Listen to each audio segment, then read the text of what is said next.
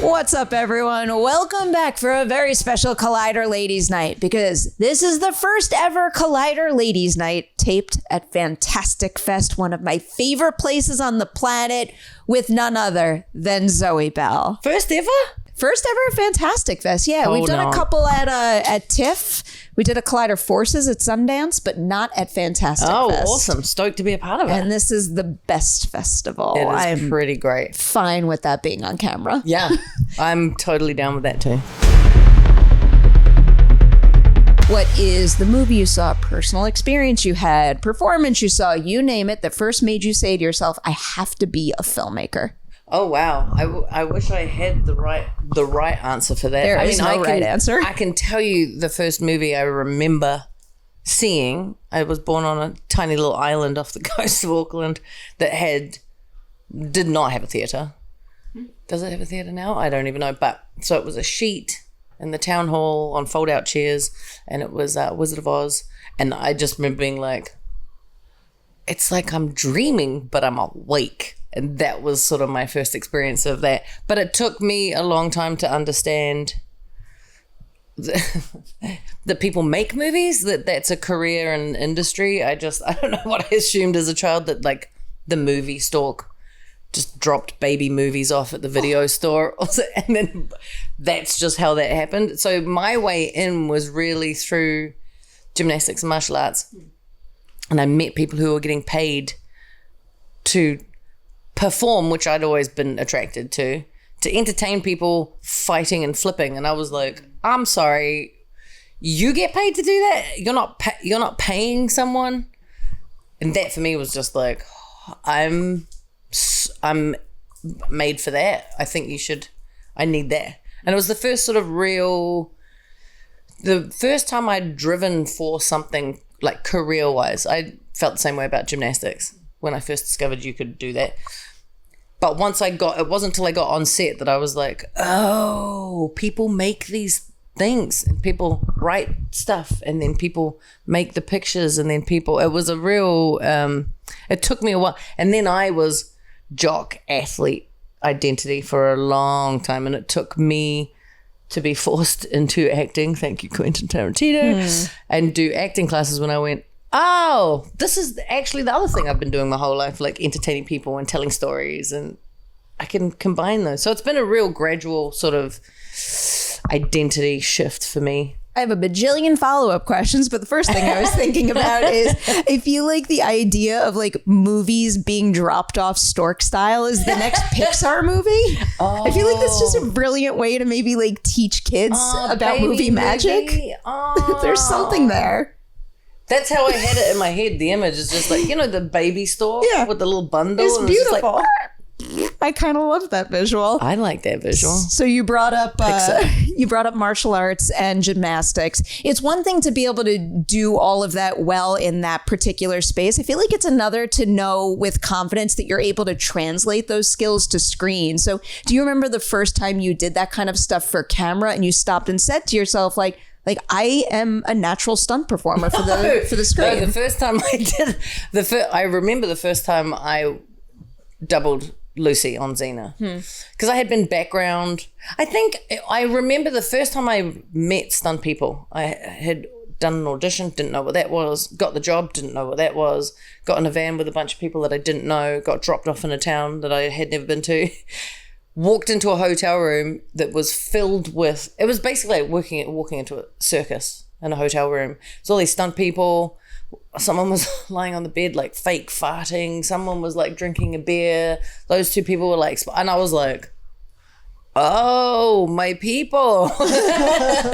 And I immediately felt kindred in that space. Not just stunt people, but on set. I felt this sort of team. I don't know. I immediately felt at home. I didn't recognize that I was any good at it for a long time because it's terrifying and I had no point of reference, so it all felt new and fresh and different and confusing, and but I do remember my first day on set as Xena with the wig and the whole shebang, and I felt like, it got to the point where that was just my second skin, but on that first day I was so aware of wearing a wig and having bangs and bangs. We call it a fringe in New Zealand, but I prefer fringe. yeah, me too. Fringe in general is kind of better. But like, so, and I remember standing on my mark and the 3, 2, 1, and I got yanked backwards and smashed through a whole bunch of, breakaway furniture or whatever. And they're like, right, we're going to reset. And I was like, oh, okay. So I walked back to my mark and I just stood there because I didn't know where to go or what to do. I was just so unfamiliar. And Axel, who was first ADing at the time, came up to me and was like, it's going to be about half an hour. So do you want a cup of tea? And I was like, oh, no, I'm fine. You don't have to give me a cup of tea. I'm fine. He was like, oh, no, I mean, you can step. That unclipped me and everything. He was like, you can step off set. And I was like, okay. And where do I go? He was like, wherever you want. And I was like, okay. Like, I can remember that new girl at school feeling, and it took probably about 3 months before I went on. And so this is the moment you're asking about 3 months in, I went, oh, every time they would say cut, I'd go, oh my God, it's definitely me. I fucked it up. Sorry. What did I do? What did I do wrong? What do I do wrong? And then about 3 months in, they said cut. And I was like, I know that wasn't me. So I'm just going to, they fix whatever. And then and I was like, oh, that's a different feeling. Like, I start to know, now I know when it's me. And I generally know when it's not me. But that was a huge shift for me. Every time they said cut, I was like, my fault? Did I do that? Did I fuck it up? What am I, Oh, I will build on that. I love asking this question too, because I feel like it's a really important thing to put out there and also remind people of. Do you remember the very first time in a film set where kind of you felt the power of your own voice and your own skill set, where you were able to speak up about something from a place of authority, you were heard, and you made a production better because you spoke up? Yeah, I don't know if it was the first time, but I do remember, I have a distinct memory of being in wires and the key rigger being like, right, we're going to do this and you're going to blah, blah, blah, blah. And I was standing there looking at it going, it's not going to work the way you're telling me it is. And I was used to being like, whatever you say, you know better than me. I think that's quite a girl thing. As I'm hearing myself talk, I'm like, Zoe, come up, get some balls. But it just takes... Once I know, I know. And I had that moment, I was sitting there and I was like, if we do this the way it's currently set up, I'm gonna hit that tree and that human between me and the tree. No, because you blah, blah, blah, blah, blah. And I was like, I'm not. Let me do it here first and then we can work back to where you want it to be. And we did the first one, I missed the tree. And then we worked back and back and back, and I came within about 3 feet of where they wanted me to be. And I was like, shunk, past the tree. I was like, bro, you're about to get me nailed. Like, that's not. And he was like, no, you're right. I was like, yeah, okay. Okay, good. I did know that. And it was that sort of, it's that difference of like feeling the need to be right and recognizing the need to state when you know you are, It's such a hard thing to figure out. Well, when you're listening to yourself, it's not though, I don't think. It's hard to give that knowledge weight sometimes. Mm-hmm. But when you silence everything out, I know when I know. Yeah. 100% know when I know. Sometimes I don't know. And that gets tricky when you're like, gonna have to just guess on this one. You have to roll with me. But yeah, I don't know. I have learnt to really appreciate that feeling though. Also, the amount of times I look at people who are talking as if they know, and I'm like, oh, if you can pretend, I can certainly listen to myself when I do know, Yeah, that makes all the sense in the world. Yeah. All right, I have many specific titles I want to hit as we pave our way to Raze. The first one on my list, I am absolutely obsessed with the Final Destination franchise. I need to know everything about your experience working on the Final Destination. Which stunts were you responsible for? To be honest, I can't even remember. I know I worked with Dave Ellis, who was directing it, who used to be a stunt guy, and he's my friend's dad, my dear friend's dad. Actually, she was the photographer at my wedding. I love good long friendships. It makes me so happy. Yeah, totally. And he was just amazing. I remember being like, wait, you were a stunt guy and now you're doing that job? I was like, that's pretty rad. And still maintained that level of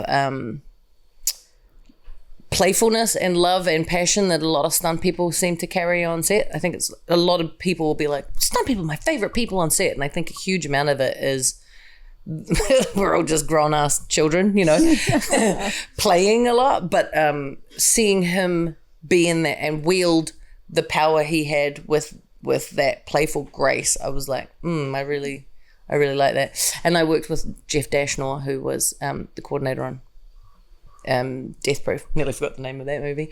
And he's one of my favorite creatures. So watching him work was awesome. I love it. Yeah. I want that franchise to go on for all time. I mean, I think it's brilliant. Couldn't it? They might have even finished filming. They made a 6th one. It's going to come out semi-soon next year. There's no excuse not to. 2 great filmmakers at the helm that are kind of jumping into studio-level filmmaking. And I'm very excited for them. Yes. They made a movie called Freaks. If you have not seen Freaks, go check that out.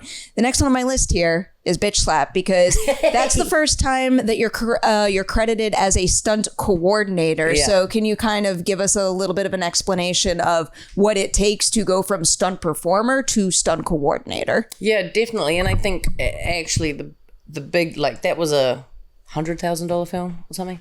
And then Once Upon a Time was a $100 million film. Very different budgets.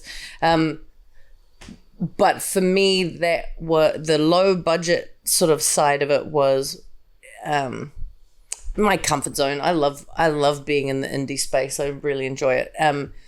But the girls would show up. I would like put blankets down in my front yard. Not even stuntman, just blankets. And I was like figuring out choreography with my partner at the time. And it was like super low rent, but kind of where some of that magic comes from, And it was definitely, I think in that situation, there was less terror at $100,000 and more just like, oh, this is the difference in terms of I get to create stuff. My voice is what you see.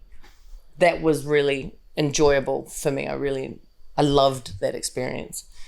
Stepping into Once Upon a Time was the real like big, because we had big gags and proper dangerous stuff where I was like, oh, this is the whole, my job as safety first and foremost. I mean, it always is, but like, I'm going to have to figure out how to say no to Quentin. That's not I'm usually like, yeah, we'll make that work because it's just me. But when I'm in charge of the safety of others, I was like, ooh, different. Can you give us an example of a time when you had to say no to Quentin because it was for safety first and it was better for everyone? Well, you just don't even let it be a complete Of course. Your way around it. But yeah, there was a needing Brad on a roof that was a certain height, and it's like OSH rules that after a certain height you either have to be clipped in or you have to have a handrail, both of which would have ruined the thing we were trying to do. So we just had to figure out a way around it, which is like when I first went to him, I was like, we can't do this because, and I saw his face and I was like, I should have rephrased that. We have some things that we need to work with in this situation to get this to where you need it to be. So, and we did, but it was definitely like had it been me, I would have been like, whatever, I'll just jump up there and no one needs to know. You don't get to do that when it's other people, you know? Yep.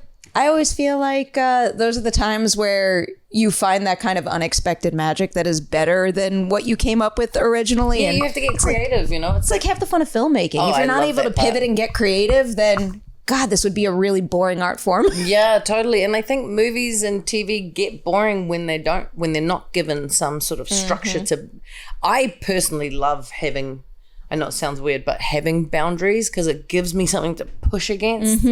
When there's no, and I think it's same like too much money, too much time, too much CGI, I feel like bloats something. I think about that with too much money all the time. Where I mean, in my personal life. Well, that would be nice. Yeah. The money, I always feel like runs the risk of becoming a Band-Aid, and then the Band-Aid kind of sucks the life out of the creativity. Whereas if you're doing like more for less. Yep. It when you cook something down and it gets really concentrated and tasty and spicy and like that's how I feel about the thinking about that while we're at Fantastic Fest. I was just talking to the VHS team, and that to me is a prime example of taking like next to nothing and making it look like millions and millions of bucks on screen. Yeah. I mean, you do, you know, it's an interesting conversation and we can have more of it at another time, but like you also don't want it to be that too little money, too little resources cutting people off at the knees or cutting creativity off at the knees.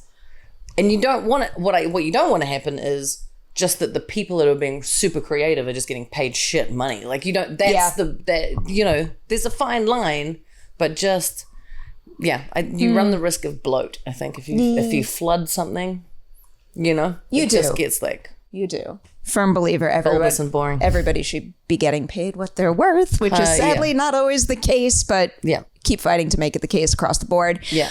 Speaking of big budgets, I wanted to touch on the MCU next. So you were a stunt performer on Iron Man 3 and Ragnarok, and then a coordinator on Love and Thunder. I got a big old 2-part question about that.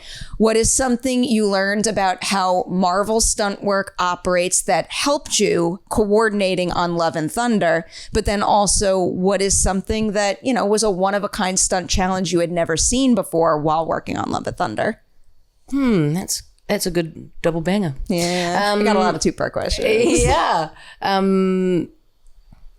Well, I don't know. I feel like maybe I got a misrepresentative experience of sort of the Marvel world simply because my entrance into it was Taika. You know, so A, old friends, B, you know, country folk, but also his approach is just not particularly Marvel, I don't think, you know. I don't know that I know. I don't think I approach these things that differently. Like I think when I'm looking at a sequence, whether it's in the Tarantino verse or if it's in the Marvel verse, like it just is what makes sense to the characters and how do we make it character specific and intimate and fucking rad, you know, like, and then it becomes for me, I think having worked with Quentin as much, I go, here's the shape of the thing that I think you're painting in my head. Then you tell me, give me some indication of how you want to shoot it and we'll work it to fit that rather than here's how you should shoot it. I mean, I'm always up for ideas, but he is a very specific, he's not shooting action just to cover it. It's all part of the storytelling. It's all like, you know, so that's an approach that's just inherent in me, I think. I like that. I feel like the biggest, boldest, craziest action sequence only has so much weight and can only be so effective if not backed by a character first mentality with everything you do. Yeah, I think that should be true for everything, you know. Here's one other question that I really wanted to ask about before getting into Raze and spotlighting that full force right now, because I have become very obsessed with filmmaking in New Zealand. I feel like it's just like a one-of-a-kind environment where it's community first, and I just feel like more industries across the globe would benefit from adopting some of those mentalities. So what is something specific to making a movie in that region that you wish more industries would embrace and use on their sets in whatever part of the world they're in? I mean, one of my favorite things about working at home are the crews.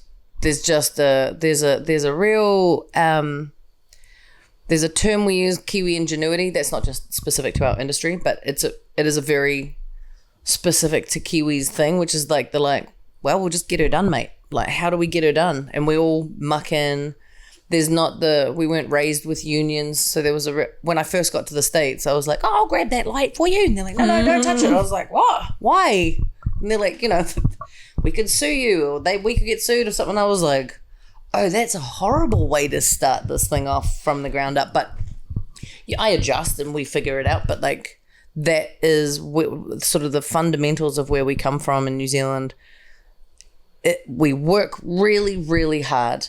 We all want to get the job, but not all of us. Some people are dicks, you know, it's going to happen anywhere, but work really hard, work together. And there is just sort of an underlying sense of we'll figure it out, as opposed to the like, oh God, that's going to be a problem. What are we going to do? This is like that is very, very secondary in New Zealand. And I I find it a really sort of, I know filmmaking's never really peaceful, but that's the closest thing to peaceful creativity space. That's always the sense that I get anytime I hear about a production that was shot there. I mean, one of the most recent ones was Rachel House's feature directorial debut, The Mountain. And I don't know, just like the way she was talking about how she approaches it, and I'm going to butcher the wording she used, but I loved the opening title card she gave herself. It was something to the effect of a Rachel House film, like, made by like all a bajillion other people that matter just as much as the director does. And I don't know. I get why we don't do that, because there's rules. Rachel House too. Yeah. Though. I mean, she is innately just a glorious creature, you know. Part of the reason why I follow her to whatever project she works on in any capacity. Yeah. Raze. So I was stalking your Instagram and I wanted to ask about this because you called Raze a game changer. So I wanted you to elaborate on that. What is it about making Raze that changed how you operated in this industry after the fact? It was like, well, for me, it was my first time in the role of producer. It was basically my first time in the role of anything behind the scenes, and creatively in the beginning process, as in the development of my character, the development of the story, the development of how we were going to approach the action and how that was going to kind of grow throughout the film. And it was really like, I think it started on Kill Bill for me. Well, it started with Quentin, basically, was him being like, what's your motivation? And me being like, to get paid. And being like, no, I'm serious. And I was like, oh, it's my bad. To kill Oren. And he was like, why? And I was like, because she destroyed my life and I hate her. He was like, okay, now run up the banister. So that was like the beginning. Raze for me was like, I'm telling stories. Like, it's important to me how this is perceived, not because I want people to think it's good or bad, but I want people to feel stuff. And I have an opinion, and I now have a voice for the first time, and I loved it. Oh, I love hearing it articulated that way. You were also surrounded by like the best possible people on that set. I mean, I feel like I've been fortunate like that a lot in my life. I think I have been really fortunate, but that cast was also like, I was asking a lot of those women, come play. And 90% of them were like, oh, hell. No, I was about to do Tracy. Oh, I feel like I knew that. Yeah. Right off the bat. And they all showed up and they trained, and we couldn't afford to pay them, but they all they were so passionate about the project, the opportunity to play roles like that. And I think just like also in support of me. And so it was a real, like, it really fed me. I was so tired on that movie. And I've been tired a lot in my work, but it was easily the most tapped I have felt. And I would get home at 2:00 in the morning because we'd have production meetings afterwards. We would, don't tell SAG, definitely working beyond our hours. And then I would do production meetings, and I'd get home and go to bed at 2:00, and I'd be up at 4:00 to get back to Burbank. And I just remember being so tired. I couldn't, like, physically felt like I couldn't get out of bed, but mentally couldn't wait to get to work. And I was like, that's how this should feel at its most extreme. Beautiful combination. Yeah. One of my absolute favorite things about film in general is how you could revisit a film 10 years later and it evolves based on how you've changed as a person and where you are at in your life. So rewatching Raze here at Fantastic Fest 10 years later, is there anything even you found in it that's new, something you've come to appreciate more than you ever have? Yeah, and I think, I was talking about this the other night, I think being 10 years older means I'm less cruel to myself, I think, by the nature of just giving less fucks about certain things. Yes. And getting off your own back. But I think also 10 years distance means I got to watch Raze and go, oh, I'm seeing it as a movie as opposed to like a video record of that month of my life. And I got to really appreciate everyone else's performance all over again, like it was fresh, you know. And like the Tracy Rosario fight, I was like, that's a good one. Yeah, totally. And it was like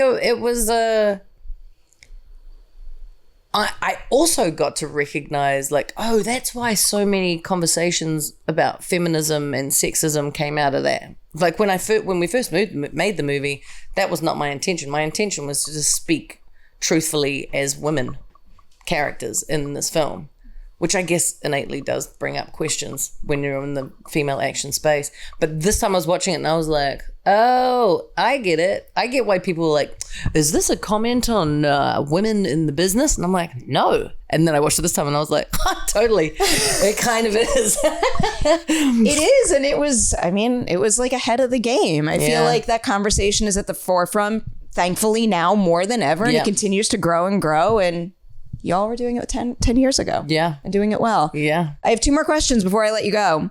First, I know you have a feature directorial debut coming up. What is it about the free fall story that makes you say, this is how I want to introduce myself as a director to this industry? Yeah, I mean, it's an interesting one, right? Because I've been on this journey, and at some point one looks like it's going to go and you're like, great. And then you have to go, wait, but I need that to be what you're saying. It can't just be because it's going. And I think if it's not something that is born of me, because I have a couple of those projects in the work too that are my ideas and I want to co-write, I have to find a way to infuse myself into this. When I first read this script, I mean, I'm a daddy's girl, so it's a father-daughter story. The girl has lost her mum. At the time, I had lost my mum like, I don't know, 8 months earlier or something. So I was like, I felt it regardless of what was on the page. I felt what could be on the screen because it was very real to me. And I'm always looking for, always until I change my mind, but as of now, I'm looking for ways and projects where I can use the action to tell a story, where I can use the action to show you more about the character, and I can use the characters and the story to sort of heighten the action. And this was like, I can see that relationship between the two of them. So that was sort of, I got excited at where we could take it, you know. I love it. I love hearing that. All the good vibes in your direction as you get going with that. Now we have hit the very last question of Ladies Night. No. We always end with the, you have to come back. There's so many questions that I didn't even hit.